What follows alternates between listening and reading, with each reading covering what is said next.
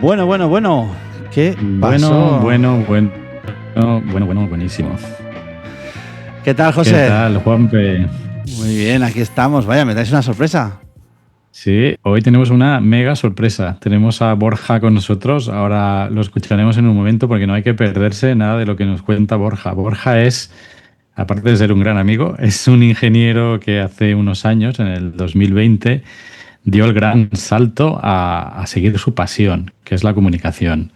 Hoy en día es comunicador, formador, tiene uno de los podcasts más escuchados de toda España, viaja a muchos sitios a dar charlas, hace cursos de presentador, de monólogos, rellena los teatros en Barcelona y en otras partes. O sea, es una gran persona para que nuestros amigos conozcan, seguro que muchos ya lo conocen, y que aquí estamos para charlar con él. Hola, bienvenido Borja, ¿qué tal? Muchas gracias, José. Hola a todos. Con muchas ganas de charlar con vosotros y va a ser difícil estar a la altura que me habéis pintado en la intro. Estoy seguro de que sí, de que lo vamos a superar con creces.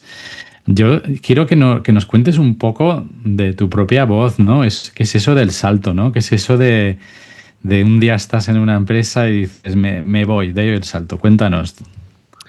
Pues el salto es un cambio de vida que hice en 2020, que consistía en saltar de lo que es trabajar para una empresa, una multinacional, a empezar a trabajar por mi cuenta y también en saltar de la faceta más ingeniero que había sido mi formación y que es lo que me había llevado a la empresa, aunque ejercía de product manager, no de ingeniero, saltar a dedicarme a la comunicación, que es lo que hasta entonces había sido un hobby, que había ido creciendo y que se había ido haciendo grande. Entonces, no fue de un día para otro, creo que esto es una cosa muy importante. Hay veces que cuando la gente lo escucha y dice, pero estás loco, dejaste un trabajo estable para emprender y ser comunicador y encima vino la pandemia.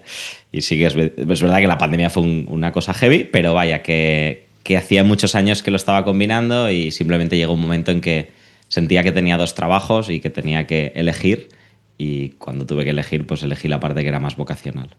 Jolín. Oye, y el salto fue después de la pandemia. O sea, No, el salto fue en febrero de 2020, sin saber que venía la pandemia, evidentemente, aunque tengo que decir que mi último proyecto en HP, que es la empresa en la que trabajaba, fue para China, con lo cual no puedo decir que no estuviera avisado de lo que venía, pero como todos pensé que eran 4 días esto, ¿no? Y que era una cosa muy lejana. Y entonces, febrero de 2020 fue cuando hice el cambio. Y entonces te encontraste en medio de la pandemia, donde ya nadie puede salir de casa, no pueden ir a verte a hacer los monólogos ni nada de nada, ¿no? Sí. La verdad es que mis primeros meses fueron en blanco. Creo que la primera factura que generé fue en junio de 2020. Y a toro pasado, pues bueno, me sirvió para plantear mejor lo que quería hacer, para hacer cosas que luego el día a día a veces no encuentras el tiempo para hacer, como pues crearte una web, pensar cómo vas a contar esto que haces a partir de ahora, generar monólogos, porque también recuerdo que cada día o prácticamente cada día hacíamos unas videoconferencias con otro compañero cómico y nos leíamos texto que estábamos escribiendo, leer, bueno, cosas que yo creo que hemos visto que mucha gente el obligarse a parar en la pandemia les generó nuevas perspectivas, y yo que estaba empezando en una nueva vida, pues a todo lo pasado te diría que quizá no me fue ni tan mal. jolín. Qué bien, No sé. qué bien.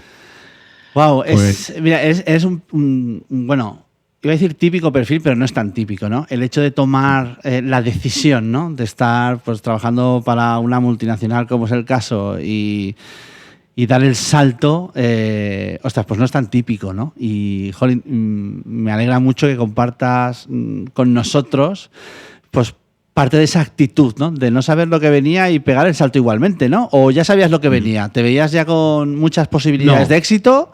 O... No. Yo creo que no puedes saber lo que venía, pero tampoco es que no supiera absolutamente nada de lo que venía, ¿no?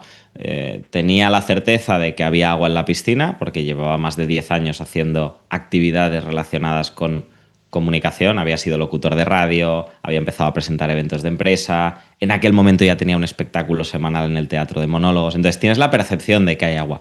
Pero la realidad, si nos vamos a un criterio muy común para ver si sabía lo que venía o no, que es el dinero, Sí. es que lo que generaba en aquel momento de mi hobby profesional estaba muy lejos de poder garantizarme vivir de ello.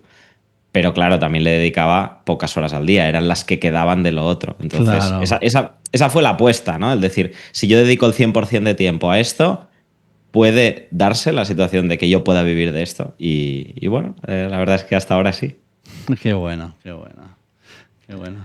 Bueno, pues es un gran cambio. Yo siempre me acuerdo de que nos conocíamos, ¿no? Que me decías que te ponías con el micrófono a presentar productos y cosas de estas y te entraban ganas de contar chistes, ¿no? A lo mejor y de seguir hablando, ¿no? Un ratito más, ¿no? Y esto supongo que también era un driver, ¿o qué? Sí. Es que a mí realmente hablar me apasiona, porque me gusta mucho hablar, pero sobre todo porque me gusta las personas, la gente, el aportar, y al final la comunicación es el vehículo, y el humor, una de las maneras para conectar con la gente y sobre todo generar esos vínculos y generar una emoción especial. Y cuéntanos un poco sobre el proceso creativo, ¿no? Cuando tú vas a presentar un espectáculo y llenas los teatros. ¿Cómo lo planteas, no? O sea, ¿tienes una idea primero de un chiste o cómo lo planteas esto? ¿Es como una historia o cómo es? Sí, mi proceso creativo, tanto en monólogos en teatro, como cuando hago de presentador en eventos de empresa o monologuista para empresas, ¿no? En cualquier tipo de actuación de este estilo que yo hago, mi proceso creativo parte siempre de la observación. ¿Vale? ¿Qué es la observación? Pongo los dos ejemplos. El espectáculo que tengo ahora se llama Adictos al móvil. Pues cuando empecé a crearlo, yo empecé a anotar en una libreta observaciones del día a día con el móvil. Entonces, yo voy al autobús y veo que todo el mundo está mirando el móvil. Eso es una observación. Yo me doy cuenta que la mayoría estamos escuchando audios a 2x de velocidad. Eso es una observación.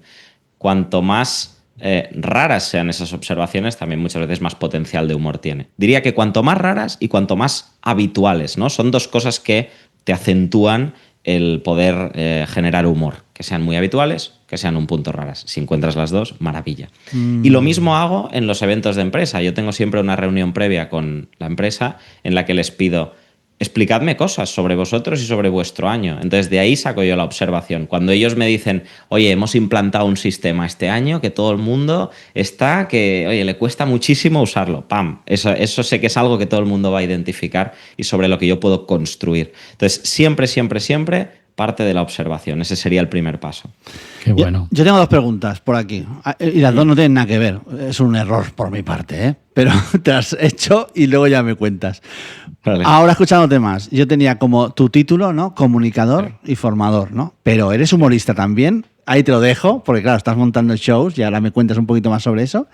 Sí. Y para el tema del brainstorming, ¿no? Ahora tú estás cogiendo, captando esta libreta creativa, observaciones y luego lo montas y todo eso. ¿Hoy te apalancas con ChatGPT o amiguitos de ChatGPT para encontrar, pues eso, observaciones que pueden ser muy comunes? Porque a veces eso hace mucha gracia, ¿no? El tema de que todo el mundo le pase, pues claro, al final es una cosa estadística, lo enganchas y tal. Pues lo siento, ¿eh? Sé que son dos cosas diferentes, pero es que si no, yo no avanzo en mi cabeza. No, sí. A la primera sí que soy humorista, Vale. y de hecho en todo lo que hago siempre hay humor. Lo que yo diferencio es si me contratas como humorista o me contratas como comunicador con humor, porque son Vale. dos diferencias, ¿no? Cuando me contratan como humorista, el objetivo es hacer reír, punto. Entonces, haz lo que sea para hacer reír. Cuando me contratan como conferenciante, por ejemplo, Ajá. de dar una charla de comunicación, yo te voy a hacer reír igual porque es mi manera de expresarme y mi manera de construir, pero el objetivo es que te transmita una información interesante. Entonces, por eso cuando el año pasado hice un proceso de rebranding, Ajá. lo englobé en comunicador, porque hay muchas patas, una de ellas es el humor como humorista. Claro, qué ¿Vale? interesante. Pero sí, sobre ChatGPT, sí que lo uso. Me ayuda más a desencallar algunos momentos de proceso creativo, quizá que más en la parte de observación. Pero también, o sea, cuando tú vas a una empresa que se dedican a la informática, pues el poder decirle a ChatGPT, oye, dime cosas que sean comúnmente conocidas sobre los informáticos o sobre la informática en el 2025, sin duda que puede ser una buena lluvia de ideas. Y luego cruzarla con lo que te ha dicho la empresa y demás. Qué guay. Lo siento, José, ya sabes que yo abuso, porque como tú los conoces Sí. y tú me lo estás aquí. Oye, la vertiente de comunicación es hiper mega importante. O sea, es una cosa que, de hecho, no nos hacemos no nos damos cuenta de lo importante que es absolutamente para todo, como para ingeniero, como para vender coches, digámoslo así. ¿Cómo te has formado? No el dónde, me da igual el dónde. ¿Cómo te has formado? ¿Ha sido una cosa arreglada? ¿Ha sido una cosa ¿ha sido comunicador por vocación y siempre te ha gustado comunicar y es tu propio estilo sin formación? ¿Cómo hace de ti un gran formador en comunicación y un buen comunicador? Porque yo quiero serlo de mayor, ¿eh?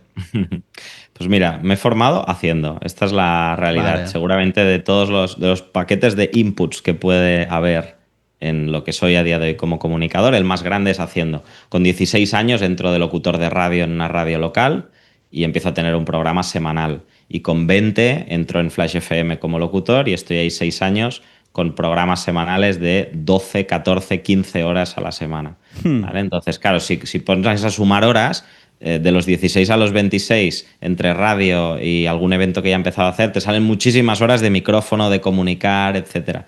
Y luego han ido naciendo pues las otras facetas, la de presentador, la de conferenciante, la de monologuista.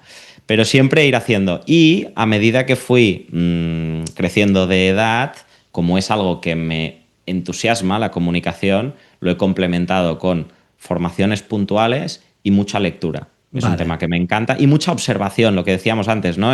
Recuerdo en la pandemia, cuando hubo el tiempo libre, ¿no? Ostras, ahora estás en casa y no tienes nada que hacer, que una de las cosas que hice fue coger, no sé, 10, 15 TED Talks muy famosas y hacerme un análisis yo para mí de qué es aquello que tienen en común y que funciona muy bien, ¿no? Entonces, ha sido una mezcla de yo practicar mucho, que siempre digo que es la base, o sea, da igual cuántos libros leas, que si no practicas, olvídate de ser un buen comunicador, y luego complementarlo con pues, lectura, formaciones puntuales, etcétera. Qué bien. Desde luego se te nota, ¿no?, que tienes esa práctica, pero ¿tú crees que un día una IA puede llegar a tener, no sé, competir con un monologuista o un humorista como tú? ¿Cómo lo ves tú esto? Hombre, si te dijera que no, me parece que pecaría de inocente, ¿no? Creo que los avances que estamos viendo nos hacen pensar en que todo es posible. Luego ya veremos, pero de entrada creo que negar que todo es posible sería un poco inocente. De lo que estoy viendo hasta ahora, quizá la parte de humor es la que más le cuesta a la IA. Correcto. Sí, Entonces, es lo que yo te iba a decir, ¿eh? Es una cosa muy sutil, ¿no? Puede incluso hacerle gracia a unas personas, a otras no, dependiendo un poco del contexto. Bueno, ¿Crees que esto se puede resolver o es una cosa, cuestión de tiempo que se resuelva, o hay algo en el humor que todavía no hemos ni siquiera los humanos entendido? Bueno, hay muchos matices en el humor, seguramente que... Y hay muchos matices, hay mucha parte personal, hay parte de cómo lo dices, de cómo lo entregas el humor. Entonces, claro, seguramente como tiene varias capas, es de las cosas que más le cuestan. Yo ahora que estuve en Colombia este año haciendo unas charlas, claro, tuve que revisar bien, y no era charla de humor, pero tiene humor en la manera de explicarlo, tuve que revisar bien la charla para que las cosas, asegurarme que funcionaran. Entonces, ¿qué cosas revisas? Pues revisas palabras en cuanto al lenguaje, por ejemplo, ¿no? No pronunciamos igual móvil aquí que ahí que es celular. Entonces, a veces cosas tan simplonas o tan sencillas como esta pueden hacer que un gag no funcione. ¿Por qué? Porque aunque yo pueda intuir que cuando un colombiano intuye que cuando un español dice móvil es celular, como no te pega tanto, ya no te hace reír. Luego, la manera de construirlo, el cómo verbalizamos las cosas unos u otros. Los referentes. Si yo voy a Colombia y hago un chiste en referencia a, ahora está de moda Pedro Sánchez, Koldo y todo esto, no lo van a entender, por mucho que aquí sí. Entonces, claro, hay tantas capas a tener en cuenta y luego la entrega, ¿no? Muchas veces cuando trabajo con gente en pulir sus presentaciones y demás, hay gags que yo le digo, si no haces la pausa aquí no te va a funcionar. Claro. Porque tienes que dejar la pausa para la ironía, para no sé qué. Entonces, esto ChatGPT pues, todavía no lo tiene. No sé si lo tendrá, pero todavía no lo tiene. Claro, es verdad que los ChatGPT y todos estos lenguajes, modelos de lenguaje, están basados en el lenguaje.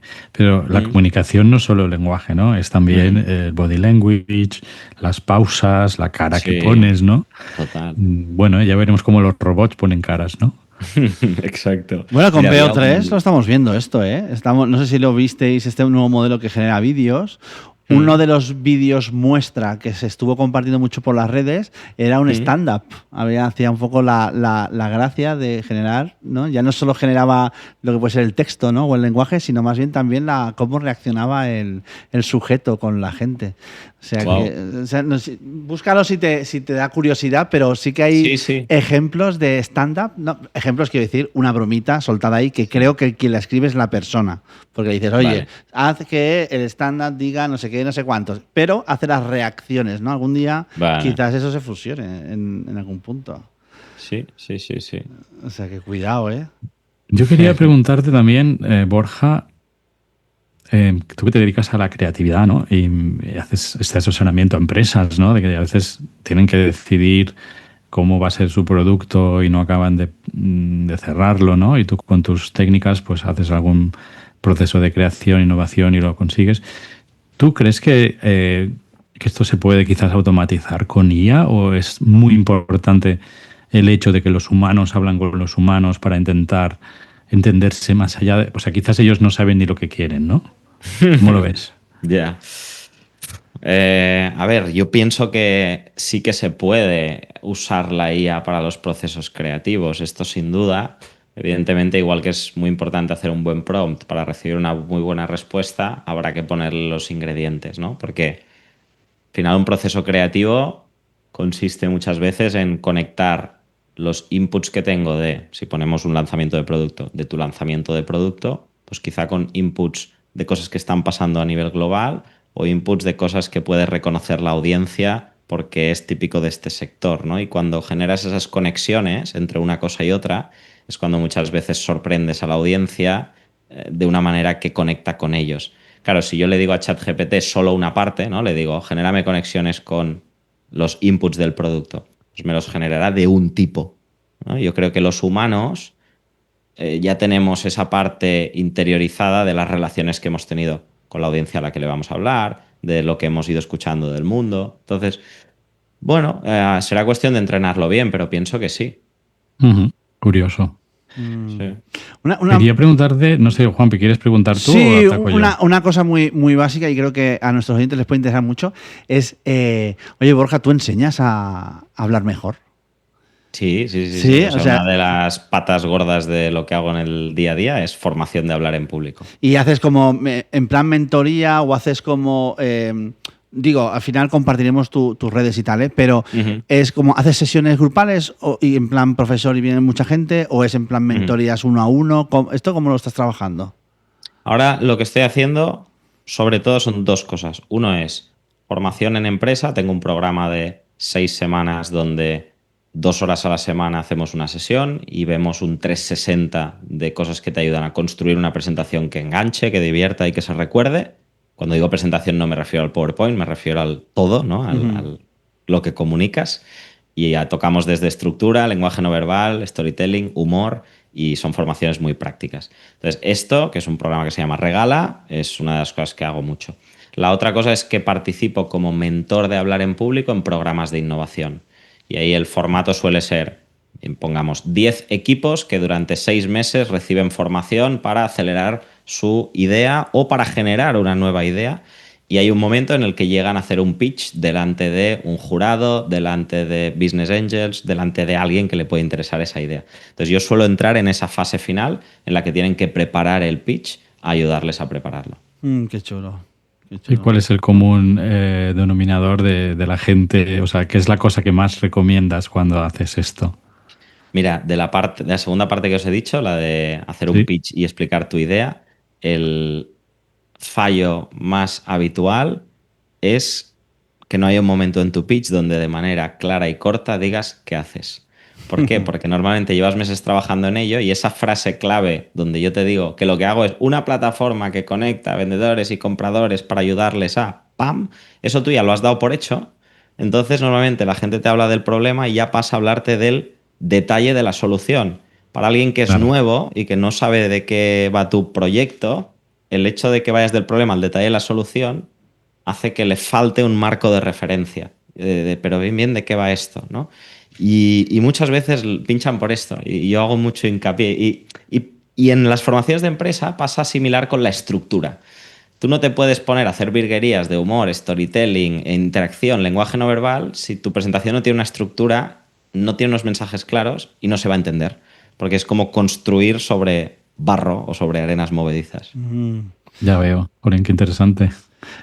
Que por eso, y por aterrizarlo en un caso práctico, cuando José y yo nos vimos hace unos días y me dijo, me haría mucha ilusión que vengas al podcast y es más, y yo le dije, genial, pero porfa, pásame 4 líneas de qué os gustaría hablar y yo os pasaré 4 de las mías, porque una cosa que yo veo mucho en los podcasts ahora es, bueno, iremos ahí y hablaremos un rato y ya, pero ¿por qué le vamos a exigir a una persona que nos escuche un rato algo que ni nosotros nos hemos preparado? Quedemos en el bar y hablemos nosotros. Ya. ¿Vale? Claro, Pues, claro. pues si queremos que para alguien sea interesante, tenemos que dedicarle un tiempo nosotros a decir de qué vamos a hablar y por qué esto va a ser interesante para los demás y que se vea que tenemos una mínima estructura.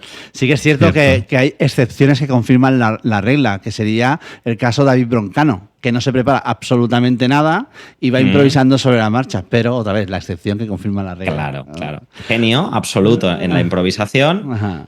con un equipo de X guionistas que trabajan 6 horas cada día en generarle a él una base de estructura también. Entonces, claro, sí, pero que no es que llegue allí y no haya nada para el programa. O sea que hay truco, Claro. que no Él improvisa tanto, ¿no? pero el resto han estado trabajando 6 horas al día. Sí. ¿No? Y sí, que igual el resto han preparado 30 minutos de guión y él al se lo final de pasa. estos hace uno, Ya. No lo sé. Lo que sí que sé es que detrás de cualquier improvisador hay mucha preparación y siempre una parte muy de genialidad que ha ido creando a través del trabajo. Sí, sin duda. Una pregunta Es que te importante. hago relacionada con la innovación. A ver cuál es tu opinión. En un pitch, sé que depende de la audiencia, si vas a inversores o a otro tipo de foro. ¿El hecho de vender bien la idea es más importante que la idea en sí?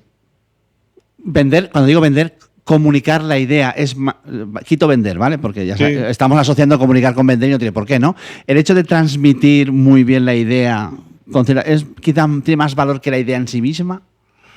Te diría, a ver, no sé si decir más valor, pero como mínimo pongámoslo en el mismo nivel de importancia, ¿vale? Y te comparto una metáfora que hago a veces en charlas. Yo hay charlas a las que salgo con 2 lamparitas de estas de terraza, fanalets que se llaman en catalán, no sé cómo traducirlo al castellano, de estos que tienen un cristalito y por dentro una vela, ¿sabes? Sí, son lámparas, ¿no? Sí, como un farolillo. Sí, ¿no? farolillos, sí. ¿vale? Uno blanco, uno con el cristal blanco y uno con el cristal negro. Y entonces pregunto a la gente, digo, ¿qué vela de las que hay dentro te gusta más?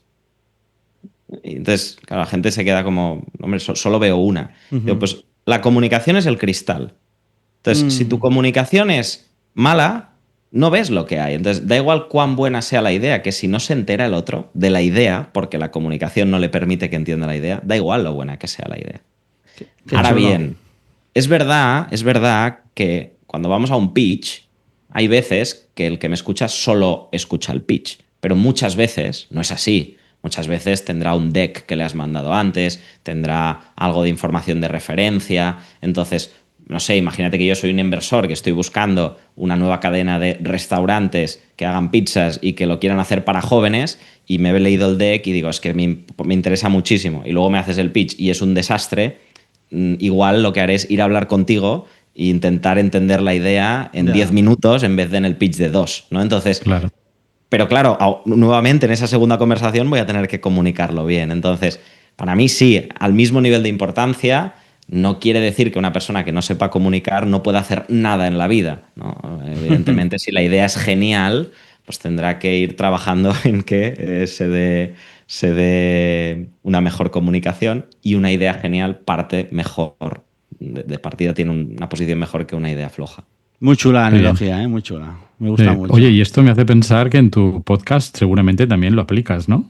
Cuéntanos un poco de tu podcast para nuestros amigos que igual no lo conocen. Es uno de los más populares, o sea que igual sí. Desde luego. Educa tu dinero, que es el podcast y es un podcast del Instituto de Estudios Financieros en el que yo soy presentador.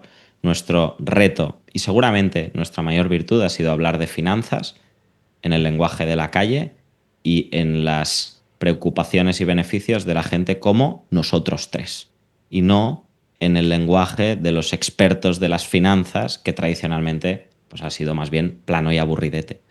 Y esto es lo que nos llega de comentarios. Os agradezco que podamos seguir un episodio de finanzas de manera interesante y de manera cotidiana.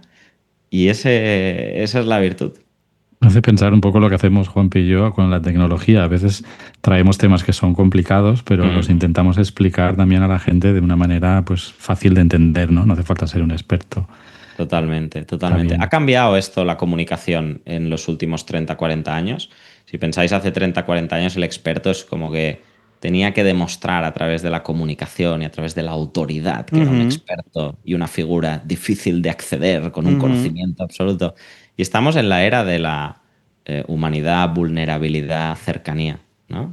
Que probablemente muy motivado por los cambios en redes sociales, todo el mundo accesible, influencers enseñando su casa. Entonces, ahora nos gusta ver que aquel experto habla en nuestro lenguaje y es una persona como nosotros que se ha especializado en algo y nos puede ayudar.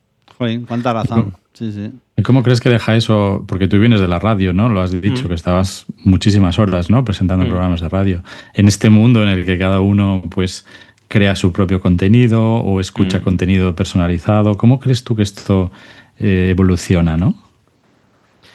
¿Cómo evoluciona la radio o la comunicación? No, de hecho, o sea, el consumo del entretenimiento a través de las redes sociales que está quizá desplazando a los medios tradicionales. ¿Qué van a hacer los medios tradicionales? Y un poco la sociedad cómo está posicionándose con estas cosas, ¿no? Porque entiendo temas de política, temas de otras cosas, pues pueden estar afectados, ¿no? Sí. Bueno, no soy experto en esto, pero lo que sí que sé es que estamos en la guerra absoluta por la atención. Ahora mismo es guerra total por la atención en todos lados. Entonces, algoritmos de redes sociales que premian una cosa u otra, cada vez vamos a intentar hacer contenido que capte más la atención. Y yo creo que hay un par de líneas a tener en cuenta, un par de direcciones, ¿no? Hay la dirección de la viralidad, y la dirección de la viralidad es captar la atención a cualquier precio, cosas muy dinámicas, cosas muy cautivadoras. Está demostrado que el miedo, el odio, por ejemplo, generan más viralidad que las cosas positivas. Y luego está la línea de la profundidad, ¿no? Cuando yo te quiero enseñar algo ya más en profundidad, cuando quiero tener una conversación más distendida, cuando quiero hacerte entender que la macroeconomía mundial no se puede explicar en un vídeo de 35 segundos. Y yo creo que es importante, o será importante, ya lo está siendo, equilibrar las dos, ¿no? O sea, en un mundo en el que solo tengas contenido de profundidad va a ser complicado que la gente te conozca porque los algoritmos premian que captes la atención, que estés ahí todo el rato siendo engaging. Pero en un mundo en el que solo hagas lo otro, es cortoplacista. Estamos viendo que hay gente que tiene un reel viral de 1 millón de visualizaciones o 2 o 3 y ya está. ¿Y para qué te sirve a día de hoy un reel viral? Para nada, porque es 1 millón de gente que ha visto tu vídeo, pues no sabe quién eres, qué haces, cómo les puedes ayudar. Entonces, será una cuestión de tener la capacidad de captar a la gente, de entretenerla, etcétera, pero luego poder dar un contenido más profundo, una relación más de largo plazo. Qué buen punto. Oye, Borja, a ver, un poco off top, está súper guay lo que explicas, ¿eh? Estoy aquí un poco... Por ponerlo en este podcast, ¿no? O sea, y vosotros lo sabréis seguro, el podcast es un contenido de profundidad. Sí. Porque es una conversación de 1 hora, hablamos y demás. Pero si solo hicierais esto, es poco probable que la gente os conozca y por eso cuelgas reels en YouTube, cuelgas reels en... Sí, estamos en esa batalla. Ya. ¿No? Sí, hemos pensado en salir en topless y todo eso, pero creemos que sacrificamos la profundidad por la viralidad, la verdad. Pero estamos ahí, pues eso, no es fácil, ya sabes tú, ¿no? Captar la atención. Y otra pregunta, ¿qué referentes de humor tienes? O sea, ¿quién te gusta? Pues me gusta mucho Berto Romero, Buenafuente, dos clasicazos de aquí. Me gusta mucho, y quizá no son tan conocidos porque no son gente mega mediática, pero Víctor Parrado, Andreu Casanovas, Xavi Franquesa, que son cómicos de aquí, de Barcelona, que llevan muchos años y les va muy bien. Lo único es que no son gente que salga en la tele cada día. Y que tienen estilos diferentes. Víctor Parrado es un humor con mensaje, con profundidad. Andreu es un improvisador y un canallita nato. Xavi Franquesa es ritmo y pa, gag. Entonces, Son gente muy buena que os recomiendo ir a ver, que os lo pasaréis súper bien y que además tienen estilos diferentes. Y últimamente estoy viendo mucho Raúl Cimas con este humor surrealista que me flipa también. A mí me hace mucha gracia este hombre, la verdad. El Raúl Cimas me cautiva. Sí. ¿En qué teatros estás, Borja, para que podamos ir a verte? Estoy Cuéntanos. en el Teatro Regina, empiezo temporada de nuevo, es la 4ª temporada de Adictos al Móvil en octubre y estaré todos los viernes a las 8 de la noche. Perfecto. Allí iremos a verte. Y ya nos estamos quedando sin tiempo, pero quería preguntarte, ¿dónde te ves tú dentro de, no sé, 5 años, 10 años? ¿Cómo te ves? Mira, tendríamos que grabar este podcast en septiembre porque ahora empiezo vacaciones y una de las cosas que quiero hacer es lo que llaman las Olimpiadas, que es sentarte a dibujar qué quieres que esté pasando dentro de 4 años. Y hice mis primeras Olimpiadas después del salto en 2021, con lo cual han acabado ahora en 2025 y las renuevo el mes que viene cuando esté de vacaciones. Es una de las cosas que quiero hacer. Entonces, todavía no te puedo contestar. Lo que sí que sé es que líneas generales, ¿no? Me encanta esta parte de comunicador con humor. Cada vez me gusta más transmitir contenido, transmitir aprendizajes con el humor como vehículo, con lo cual quizá me veo más en la parte de comunicador con humor que de puro cómico y que quiero encontrar bien equilibrios también entre lo que es el trabajo y la vida personal, que en mi caso están muy difuminados porque de lo que trabajo me encanta, pero a la vez, pues, tema de familia, pareja, pues me gustaría, si algún día llega, por ejemplo, ser un buen padre y ser un padre dedicado. Qué guay. Es muy importante, sí. Sobre el salto, Borja, una cosa que alguna vez hemos tratado aquí en el podcast es la dificultad que en nuestro país nos ofrece a hacer el salto, ¿no? Fue difícil, o sea, ¿tiraste mucho de tu propio soporte? O sea, ¿te ayudó de alguna manera el Estado, Acción? No sé, podemos poner nombres ahí encima de la mesa. Sí, pero sí, o fuiste tú con tus espaldas el que ha hecho flotar esto, realmente. ¿Cómo lo sientes? Las dos. ¿Sí? Las dos. Sí, yo tenía una base de ahorros que me permitía emprender con tranquilidad. Vale. Y tranquilidad es saber que si estaba un año sin ingresar, pues no podía seguir viviendo. Vale. Y eso te da mucha tranquilidad. Pero también es verdad que recibí una beca que dan de vez en cuando, subvención, perdona, que dan de vez en cuando a nuevos autónomos. No la abren cada año, pero creo que sigue cada 2, cada 3, y que era de 10.000 euros. Ah, qué bien. Mira, fíjate. Vale. Entonces, bueno, es un buen empujoncito, desde luego. Luego, Es una buena ayuda. pues, en el día a día, es verdad que los autónomos pues pagamos bastante, ¿no? Pagamos el mismo IRPF que los demás, pero además pagamos una cuota de autónomos que sería el equivalente a la seguridad social, ¿no? Que el empleado ni ve, porque la empresa lo paga por encima, pues en cambio a nosotros nos supone, pues depende de los ingresos, puede suponer entre 400 y 1.000 euros al mes. Es una pasada. Entonces, empezar con ese punto de partida, pues hombre, evidentemente pesa. Pero no sé, es parte del juego. Evidentemente que me gustaría pagar menos.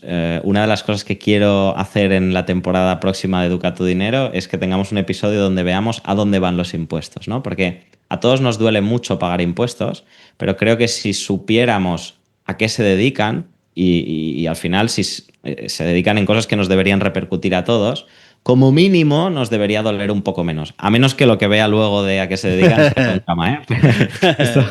No cuidado. Sobre todo con la actualidad del momento, Claro. ¿no? Porque estamos viendo ciertos mal usos, ¿no? De ese dinero. Total.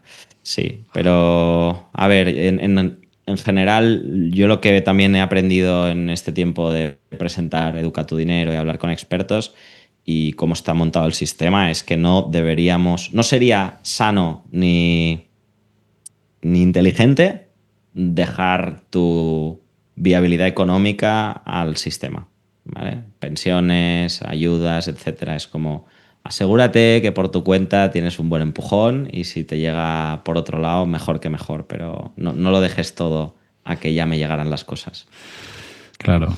Pues buen consejo, la verdad. Muy bien. Pues nada, vamos a tener que cortar. Sé que tienes que irte al aeropuerto. De aquí vas volando, como quien dice. Pero de verdad que ha sido un verdadero placer tenerte aquí, Borja, y que todo el mundo vaya a verte a los teatros y escuchen tus podcasts y todo esto. Genial. Muchas gracias. Muchas gracias a vosotros por invitarme y como sé que cortas porque yo me tengo que ir al aeropuerto, pero tenemos 2 minutitos más. Si quieres, una cosa que tenía aquí apuntada que igual le puede gustar a vuestra audiencia es que sobre el uso de ChatGPT para los procesos creativos, un par de ejemplos en cosas que lo estoy usando yo y que creo que son útiles para todo el mundo. ¿Vale? Sí. Aparte de lo que hemos dicho de ayudar en desatascar ideas y hacer brainstorming. Uno es para cualquier tipo de reunión, charla que dé cada uno en el día a día, no tienen que ser charlas delante de 100, 200 personas, en el día a día es crearte un banco de historias en ChatGPT. ¿Qué es un banco de historias? Situaciones, anécdotas, cosas inspiradoras que vivas o que escuches, grabarlas en formato de audio en ChatGPT y que vayas generando tu banco de historias. Eso hará que tú tienes una reunión un día donde tengas que hablar de conflicto y le puedas decir a ChatGPT, oye, ¿tengo alguna historia, ejemplo sobre conflicto que a mí personalmente me haya inspirado? Y entonces te dirá, sí, aquel día me grabaste esto. Con lo cual te sirve como ejemplo para captar atención, para representar a través de un ejemplo esa idea de conflicto que tú tienes que hablar en esa reunión. Muy chulo. Vale. Y te vas generando tu banco de historias. Y la otra es que te ayude a la mejora continua en lo que sea. Yo lo que estoy usándolo es para eventos de empresa. Cuando salgo del evento grabo un audio y le digo, oye, esto ha funcionado especialmente bien. El gag que pongo al principio siempre, 10 sobre 10. La interacción de esta manera, guay, pero si lo hubiera hecho así, mejor. Entonces, esto se lo va guardando y cuando voy a hacer otro evento le digo, tengo un evento de este tipo, con esta gente, en un formato de auditorio así. ¿Qué cosas de lo que yo te he ido diciendo debería tener en cuenta en la preparación? O sea, básicamente tú interactúas con el audio y esperas que él se guarde en la memoria toda esa información de lo que tú le has ido diciendo, ¿no? Como si fuera una extensión de tu memoria. Sí, y es un ejercicio que hago en escrito siempre, que es, o hacía antes siempre, ahora combino escrito y ChatGPT, y que va súper bien porque, joder, vas creándote como tus best hits o tus cosas que funcionan y cosas a mejorar, pero el hecho de poderlo hacer más ágil con ChatGPT, pues funciona muy bien también. Qué guay, eso es muy bueno. Oye, me he dado cuenta que estás de pie todo el rato. ¿Esto es porque estás acostumbrado en los teatros o es porque te gusta más? O... Es porque la energía al comunicar de pie es diferente que sentado. Entonces, cuando hago charlas o podcasts y quiero estar en una energía activa, me ayuda más estar de pie. Qué bueno, muy bien. Pues ya sabes, José, la próxima, de pie. La próxima estamos de pie. Pasa que se nos verá la panza, ¿no? Porque la cama se queda en el mismo sitio, pero ya está bien. Depende de cada uno, ¿eh? Hay gente que le funciona mejor una cosa, otra. A mí la verdad es que me va bien el estar de pie. Sí, no. Qué bueno. Borja, un placer. Por mi parte, no nos habíamos visto. O sea, has transmitido con esa actitud, ¿no? que quieres transmitir de pie, ¿no? Con esa actividad, pues con ese positivismo. Has tirado un montón de tips súper interesantes, no solo aplicables a comunicación, sino a cualquier tipo de carrera. ¿Vamos? Pues al final comunicamos en todo. Y pues no sé, muchas gracias por haber estado con nosotros. A vosotros, un placer, y me sabe mal tenerme que ir porque seguiría aquí hablando con vosotros una hora más. Pero esta es tu casa, ya te traeremos de vuelta. Exacto. Muchas gracias, Borja. Haremos 2.0. Gracias. Pues muchas gracias. Pues nada, os habíamos traído a Borja, ya sabéis, suscribiros, comentarnos en los vídeos, sugerencias, estamos abiertos, como ya sabéis. Y aquí lo dejamos, ¿no, José? Sí, lo dejamos aquí, os esperamos la próxima semana con más sorpresas y un placer estar con vosotros. Hasta pronto. Hasta pronto, que vaya bien.